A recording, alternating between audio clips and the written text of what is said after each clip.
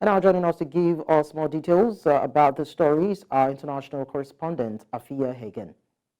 Afia, can you tell us more about the first responder call on a victim to be named in this incident? Well, yes, 6 people were missing in this terrible incident. All of them now are presumed dead. So we have the details of the first person to be named. And he was one of the construction workers that was on the bridge from El Salvador. His name is Miguel Luna. And there's also been a second victim confirmed as well. He is also thought to be another immigrant worker. He is by the name of Maynor Sandoval, and he's a Honduran citizen. And it's actually thought that most of these, or all of these 6 workers who were filling in potholes on the bridge, there was thought to be no structural damage on the bridge, but they were doing road maintenance work. They're all from Guatemala or Mexico or El Salvador, all immigrant workers, all from middle to low class families. They were all sending money back home. And the devastation is real in their families and, of course, in their communities as well. So we also heard that the cargo ship actually issued a Mayday call saying that it lost power. Can you tell us a bit more what actually went wrong with the ship? And that's the question on everybody's lips. How could this possibly happen? I mean, we've all seen by now the footage of the ship just kind of careering into the major point of the bridge, bringing down this 1.6-mile long bridge. Now, the black box recorder from the ship has been found. Like plane, ships of this size do have a black box recorder that basically tracks everything that happens on the ship. An unclassified memo by US Cybersecurity and Infrastructure said that the ship lost propulsion as it was leaving Baltimore Harbor.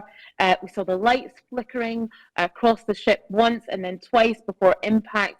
That indicates that it potentially lost power. The ship has been moving at a very rapid speed towards the bridge.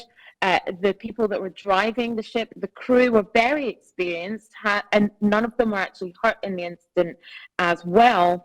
This Mayday call that was made as well, that details have been released about today, some few minutes before the collision actually happened, probably saved hundreds of lives if they managed to close the bridge at either side. But unfortunately for those men that were working on the bridge at the time, 2 of whom were recovered from the water, 2 of whom we now know are dead, 4 still missing. It was unfortunately too late for them. So I want to believe that this particular route is a cargo line for ships to navigate. How do you think it will affect shipping within that area? Well, Baltimore is one of, if not the busiest port in the United States for, wheeled cargoes. So cars, trucks, everything like that.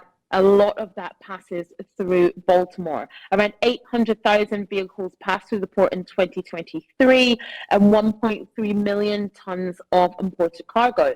So this is going to have a devastating effect, actually, on the local community.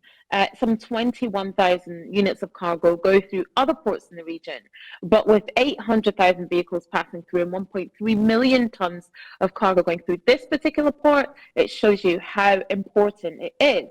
Now, the biggest economic impact will be felt actually in that immediate Baltimore region. The port supports about 15,000 jobs and 140,000 jobs in the surrounding area around the port as well. So this is going to have a huge effect on getting vehicles and things into the area, things that are shipped into the area and given out to local businesses. It's going to have a huge effect on the port itself, the people that are employed, 15,000, and then other businesses that are supported by the amount of cargo that goes through that port. And let's also remember as well, and we are in a time where we're having issues in the Panama Canal, and the Red Sea, which have been buffeted by attacks due to the instability in that region and low water levels in the Panama Canal. And that's also affecting shipping around the world. So it's going to have an added strain on the global sea trade if you've got this particular port, one of the busiest in the United States, out of action also. All right. Afua Hagan, thank you so much for the updates.